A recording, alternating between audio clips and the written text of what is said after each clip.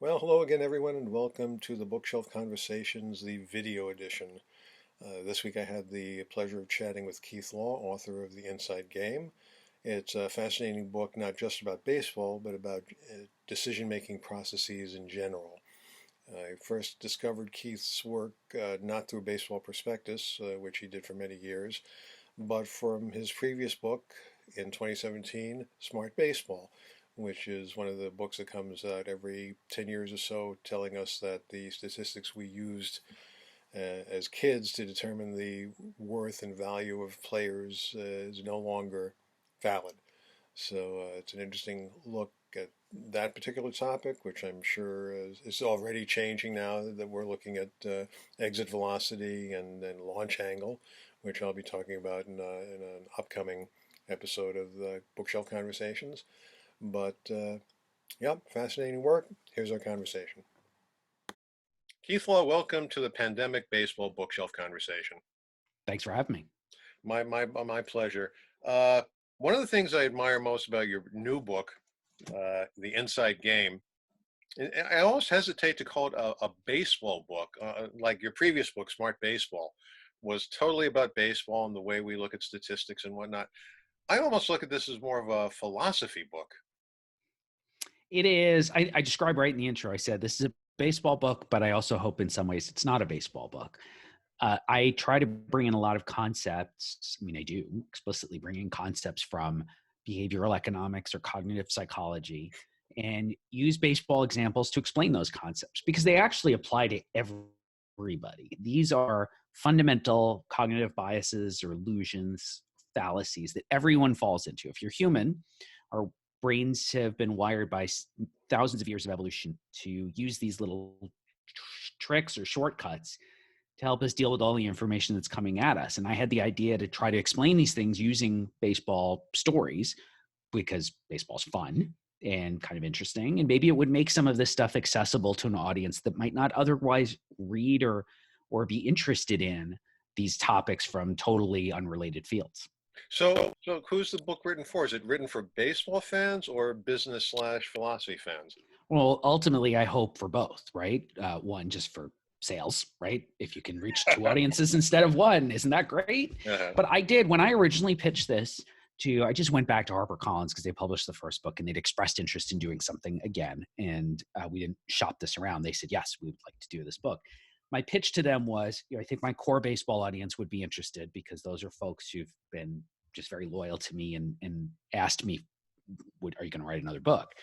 But also potentially to reach that second audience, to reach folks on the business side who may not even be familiar with any of my work, but might be attracted to a book that can teach them something that's very useful in the business world, or I'll say it's useful for personal finance, it's useful in deciding who to vote for, but that it might reach people who, again, who otherwise are not familiar with my work, but are just looking for something that's readable, that's accessible, that can teach them something without becoming dry or academic. And I really hope that that comes through both in terms of the subject matter and the way in which I write the book, which I try to keep fairly conversational and humorous when I can, even though the material I'm presenting is kind of stuff you might get in an intro college course where they touch on behavioral economics. Now, one of the things that, excuse me, I particularly like about books like this is that it makes you think. Mm-hmm. I'm a big rabbit hole person. So when Mm-hmm. you mentioned thinking fast and slow, even before I finished that section of the book, I downloaded it on my Kindle to read Mm-hmm. later. So that's the kind of thing I look for, extra stuff. Right. Certainly, you can get. I just finished a book about the Nationals winning the series last year, Buzzsaw, which is a Mm-hmm. good book, but it's a very Yep. specific kind of book. Right. Right. Uh, the subtitle of your book, The Inside Game, is Bad Calls, Strange Moves, and What Baseball Behavior Teaches Us About Ourselves. But after reading it, I almost think that the subtitle could be Baseball Biases. Tell us a Sure. bit about those biases that you have in the book. Yeah, no, that's absolutely true. The book is very much about cognitive biases, right? Not about bias in sort of the way People might use it to talk about prejudice or the way people yell at me and say, well, you're just biased against the Blue Jays because they fired you. They didn't fire me, actually. And as I told you before we started, I like the Blue Jays. I have many friends who still work there. Mhm. I'm not biased against any team. That's also not the bias I'm talking about here, right? I'm talking about cognitive biases, which are flaws in our thinking and the way that our brains try to process this huge flow of information that's coming at us every day. So, for example, availability bias, which I think is one that people kind of understand a bit more readily than some of the others, which is that you might think something is more common than it actually is because you hear about it more. I bring up just tangentially, people, especially those of us who are parents, you worry a lot about stranger danger, that your child might be kidnapped or killed even by a stranger. But it turns out most kidnappings are actually by family members. Those are not as highly reported on in the news as ones by strangers, because the ones by strangers are more shocking, more terrifying, generate more headlines, more clicks. So you think the latter kind is more prevalent, but it's the first kind that you need to be more aware of, maybe not necessarily worried about, but more aware of. That's an availability bias. That is a trick of the mind that, well, because you can think of examples very quickly of this one thing, you think it's more common or more important than it actually is. The other one I bring up a lot in some of these interviews is outcome bias. I think it's the easiest to explain. It is outcome bias says if the outcome was good, the process was good. That's not true. That is not true in any walk of life. It's just easier to see in sports ball, but you can have a good process and a bad outcome. You can especially have a bad process and a good outcome. We see that all the time in sports. The bad managerial decision that ends up working out anyway. That is a flaw. That is a flaw in thinking. You must judge the process by the process, not by the outcome. Now, if you repeat a process 20 times and the outcomes are pretty much always bad, maybe there's a problem with the process. But we don't get that in sports ball, right? We typically get they do something once or twice and it works out once, or maybe it works out both times. And then there's this automatic assumption, oh, well, that's the thing I should keep doing, right? That's working for me. We don't want to do that. If you want to determine whether your process is good, you need to look at the process itself, somewhat independent of the outcomes. Now, you mentioned that word sports ball. Could you just define what you mean by that? It's just I'm sorry, I'm being very online here, I think. When I say sports ball, I'm just referring to all kinds of sports. In the book, I only focus on baseball. It's really the only sport I know. Yeah. I don't even follow other sports that much at all today. As a kid, I did. I followed them all, especially hockey. Growing up on Long Island, when the Islanders were good, Mike Bossy, Dennis Potvin, Bill Smith, Brian Trottier, those were my Islanders. Those were my guys. And then they got really bad and kind of embarrassing. And I moved off of Long Island elsewhere and kind of lost a bit with the sport, which is a shame because it was actually like the more I think about it too, as I get older, the more I realize how much I did care about hockey. It was my off-season sport. I was way more interested in that than I was in football or especially basketball. My dad wasn't a big basketball fan. My mom wasn't a big basketball fan. So I never got into that in the same way. So when I joke about sports ball, and I use the word in the book a few times, I'm just talking about sports in general, but trying to use sort of like a more broad term to make it clear. What I'm talking about here doesn't just apply in baseball. I'm sure you could do the same kind of thing with any of the other sports. I'm just not the person to do that. Do you have a favorite bias in the book? Is one that you enjoyed working on more than others that you really wanted to get out there to the audience? The two places where I talk about the draft and amateur pitchers, it comes up in survivorship bias and it comes up in base rate neglect. I mean, I'm still a draft neck at heart. I love that part of the job. I'm really missing it right now. I only made 3 trips this spring to go see amateur players. Typically, I'd make maybe 10. Right now, I'd be almost nearing the end of the process, right? I would have maybe 2 more trips, and then I'd be calling it a spring and just preparing mock drafts.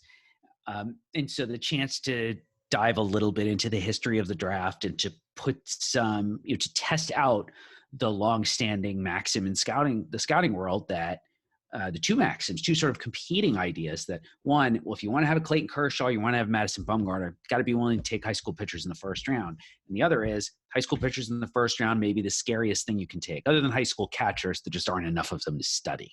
But of the 4 big categories, right? College hitter, college pitcher, high school hitter, high school pitcher. High school pitcher is supposed to be the riskiest. Well, is that true? Turns out it absolutely is true. The conclusion I draw from that, though, is teams are taking too many of them in the first round. note that I'm not saying it's wrong to take those guys in the second round or the third round. I didn't study that, but I actually think by that point, you're probably happy to take on the risk because the opportunity cost, the player you could have gotten if you didn't take the high school pitcher, is just not as good. But teams take too many high school pitchers in the first round because ultimately they grade those players when they scout or use data to evaluate those players. They're focused very much on the individual players and not considering the base rate for that entire group for all high school pitchers. Turns out they fail a lot more often than the other categories do. And so if you have two players, if you rated just about equally on your draft board, one is a high school pitcher, one is anything else, you should take the one who's not the high school pitcher. The high school pitcher should sort of be backed off a little bit to reflect nothing wrong with him, but the base rate for all high school pitchers as an overall class. Now, it's interesting the way you described that. I wonder if readers who are pro drafting high school pitchers, I wonder if they have a bias, like they'll see what you're writing and say second round is not bad, and just stop right there and say, oh, he said it was okay to draft these guys early. It's entirely possible, right? And I'm very careful in the book not to say, hey, there's some certain number in the draft, right? There's a specific inflection point after which it's okay to take high school pitchers. That's going to vary by year. This year's draft, even before the pandemic, this year's draft was already one of the best college classes I've ever seen. And the high school pitching crop up top is fine. It's not bad. Maybe 3 or 4 guys who were clearly first rounders, and that's historically on the low side anyway. But now that we've had the pandemic, we may have the shorter draft. We barely got to scout any of the high school pitchers. 2 of those high school pitchers who go in the first round, their seasons didn't even start because they play in cold weather states. And so it's entirely possible this is the year nobody takes a high school pitcher in the first round, or nobody takes a high school pitcher in the top 20, which has never happened before, because they want the safety of the college players with a longer track record and more data, and they were scouted more last summer. And the fact that high school pitchers are already riskier, well, now it seems even more of a risk to take this year because we didn't even scout Mick Abel or Nick Bitsko. So we might see this pendulum switch very much in the direction that I'm indicating in the book for entirely different reasons. And I'll be very curious to see where this year, where is the point where teams in general, not every team, but teams say, all right, now we're willing to start looking at the high school pitching crop once we feel like maybe the best of the college class and the high school position player class has already been mined, and it's suddenly the opportunity cost is lower and it makes sense to take some risks with the high school arms. One of the things I said a little while ago is that the people I feel sorriest for in the sports world are those professional players at the tail end of their career for whom this might have been their Yes. last year, as Yep. well as amateur players, high school players who are going to be seniors, college players who are going to be seniors, and how this will affect them moving forward, economically, professionally. One of the things that stood out for me in your book is pointing out that by the time a player, let's say a college player, is a Mhm. free agent, he's in his mid to late 20s, which is past his prime. Yep. For a position player, it certainly is, right? We believe that historically, the typical peak age for a position player is around 27. Now, there's some evidence that that might actually be moving down, getting younger even, which Wow. makes it even worse. I feel like we don't know for sure. It's possible I'm not up to speed enough on the research as I should be, but think the I think what we know is that at least very recently, in a fairly small period of time, that average peak age has dropped a little bit. That's even worse for college players, right? Why do you It think that is. is? I have seen varying explanations. I do think this is so because the rise in velocity. Um, it is so much more of a young man's game because it requires various types of speed, reaction times, hand-eye coordination, hand speed that were always important, but are less so when the average right-hander is throwing 90 instead of throwing almost 93. I think there's so much value in that kind of like quick twitch, just very get your hand started very quickly so you can turn on 95 in on your hands. That's just so much more important in the game right now that I think it has rewarded much younger players. and meant that if you get to 28 or 29 or so and your body has just started to slow down even just a little bit, it shows up more. Whereas 10 years ago, I don't think that was true. I don't think it showed up to the same degree. And then there's Albert Pujols, who seems to be your poster boy for bad contract decisions once you get into your early 30s. Yes, right. His contract took him into, I was joked, it took him until he was about 50 because the contract seemed to go on forever. Right. And it's funny. We're actually nearing the end of the contract now. It's hard to believe that contract has been with us so long. It just seemed like a permanent part of the baseball landscape.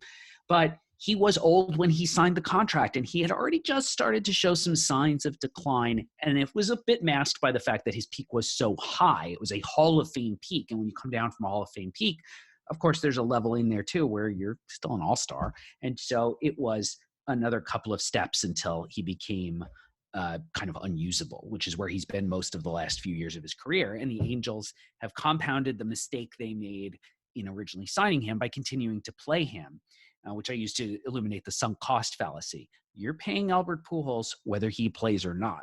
So the question of whether to play him should not in any way, shape, or form reflect or incorporate his salary. He's getting paid. So the decision should just be, does he make our club better or does he not make our club better? Well, in this case, he doesn't make the club better. He makes the club worse, and they should be playing somebody else. I want to switch gears a little bit and compare the process, because I always like talking about the process of writing. This book versus Smart Baseball. Mm-hmm. Was one format easier than the other to work on? I would say the first book was easier because I could do more of it out of my head. Mm-hmm. These were topics I had been writing about or thinking about for more than 10 years at that point. Whereas this book required more time. For this book, I spent a lot of time reading academic literature. And you can see that in the book. They're footnoted all over the place, and I quote many of them. And part of it was important to me to acknowledge that I'm not the actual subject matter expert here. I'm translating what the experts said and hopefully bringing that to a larger audience. But I want to acknowledge the people who actually did the research and often coined the actual names for these biases that I cite throughout the book. That was harder on a lot of levels. But the biggest thing for me is just that I'm somebody who's used to just writing from my head. I just, I sit down at the computer and the words just come out, and I know what to say. Sometimes I sit down and I don't think I know what to say, and then it just starts happening. That's just kind of how I write. I can think the words onto the page. Couldn't do that with this book for a lot of reasons, because I had to check some data. I had to do a little research of my own, but especially because I felt in every single case that I needed to go back and identify the origins of these biases and make sure that I was explaining them as accurately as I possibly could. Because again, this isn't my field of research. I'm trying to bring some other folks' fields to an audience that maybe isn't familiar with them. Did you have the same editor for both books? I did. Same publisher, same editor, and was very fortunate to work with him both times. And the funny thing is, so HarperCollins published the book, and my editor's name is Matt Harper. So I always joke that, obviously he owns the company. A little nepotism going on there, maybe. I actually don't think he's any relation, but I'm sure he's heard that joke before. I'm sure. You spent many years working for Baseball Prospectus. Books like that at this time, because I get the feeling that books like that are of use, and I may be wrong and I'm not really involved in it, but they're of great value to people who participate in fantasy baseball. Is that fair? Is that unfair? Maybe. I don't play fantasy baseball, and I don't look at books like that myself because I don't need other people's opinions on these players. Particularly people who don't do this full time. Like if I'm looking to ask someone's opinion on a player, I'm going to a scout or a front office person, people whose full-time job is to evaluate players. So books like that are not written for me, but of course they're not, right? There's only a few people who do what I do. It's me and, Eric Longenhagen, Kylie McDaniel, Jonathan Mayo, like folks like us.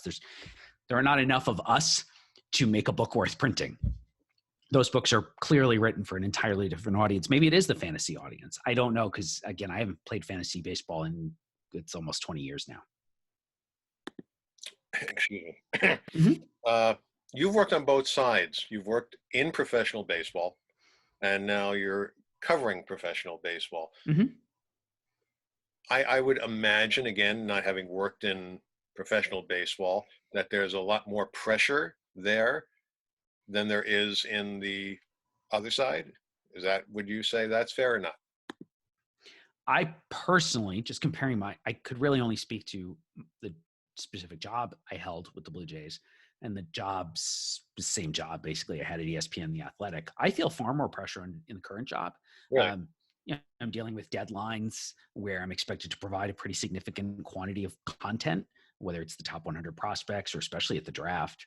Um, Heading into the draft, we had to have all our material together. I had to have my analysis ready. We had big meetings with all the scouts, first the national scouts, then we'd have the entire staff in. It was a lot easier then than trying to put together a guess at what each team was going to do with its first round pick. I find that much, much harder to do. And I do that especially, I say that especially as somebody who just like, I don't like bothering my friends, but mock draft time is when I bother my friends. Hey, who are you hearing is going to get picked ahead of you? What do you hear? What do you hear? What do you hear? What do you hear? Like, that's not me. I don't like doing that. And it's the one time in the job when I actually have to do that. So I find this far more stressful.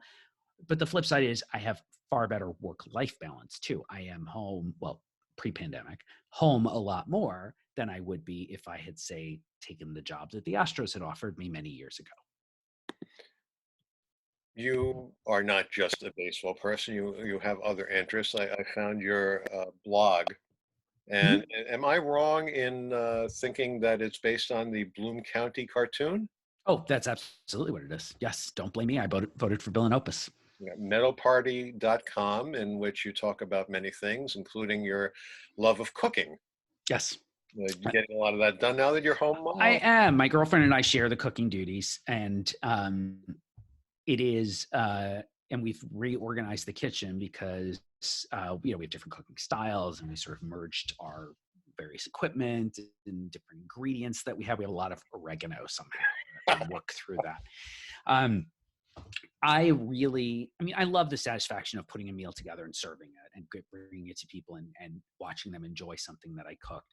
And I have been doing it for so long now. I first learned to cook in the late 90s when I was in grad school, and I was terrible at it, and did the thing that I do, which is I want to get better. And so I just started reading everything I could and watching Good Eats, and I still do that. It's a little different now, but now I'm a bit more free and improvisational and sort of, well, what do we have? Okay, well, what can I throw together from the things that we have in the house right now?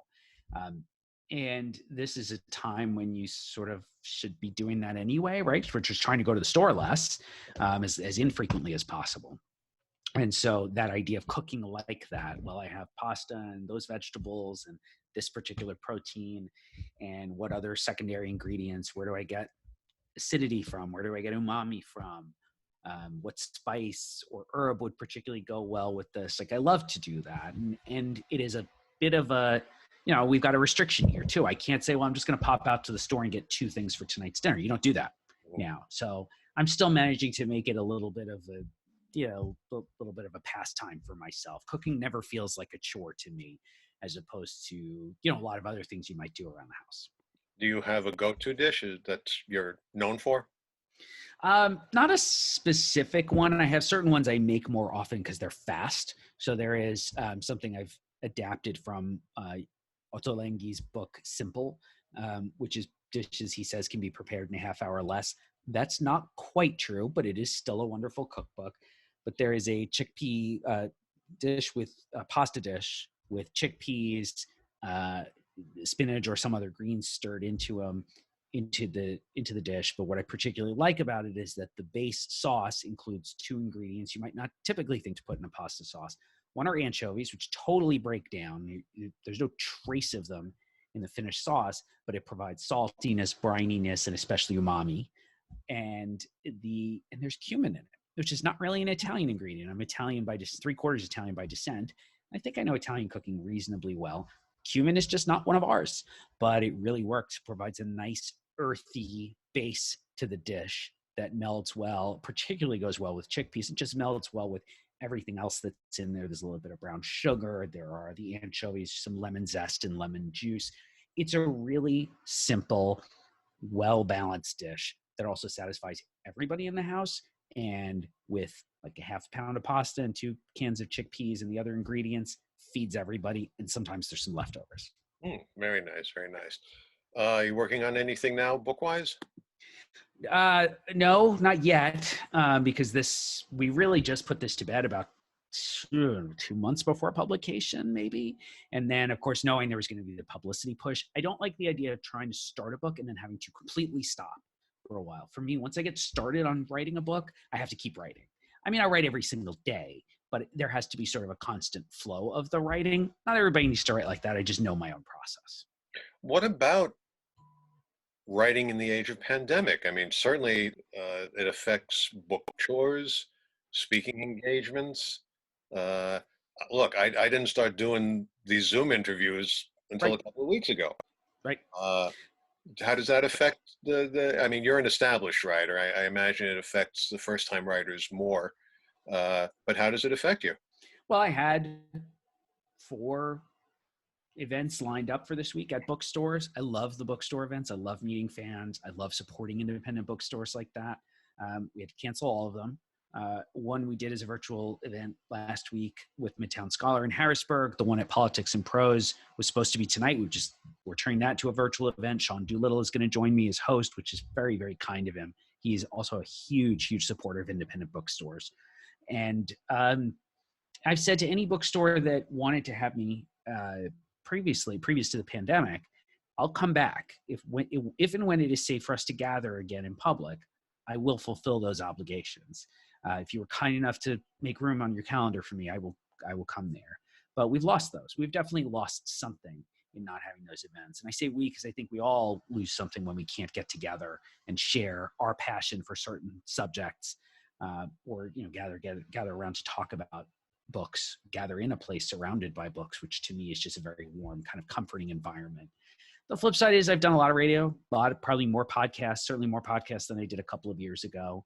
And will continue to do so because people are still consuming content, right? We are home. We have some time to read. I have not found that I've had that much more time to read. I'm still busy. I'm just busy in other ways. But some people do have more time to read, and that's great. That's great. I encourage people to try to buy independent if they can. Bookshop.org is a great site where you can buy books either from independent bookstores, or if you just buy directly from them, you do it all through one site, but they'll give a portion of their proceeds to independent bookstores. And those stores really need our help so that they're still there on the other side of this economic shutdown. And we have been talking today with Keith Law, author of The Inside Game. Keith, thank you so much for taking the time to talk with us today. Stay safe, be well, and be happy. My pleasure. Thanks for having me. And that was our conversation with Keith Law, author of The Inside Game, and previous to that, Smart Baseball, both of which I highly recommend. Tune in again soon for another edition of the Bookshelf Conversations. We'll have another fascinating guest from the world of baseball pop culture. Perhaps it'll be an author, perhaps it'll be a filmmaker. Don't know yet for sure.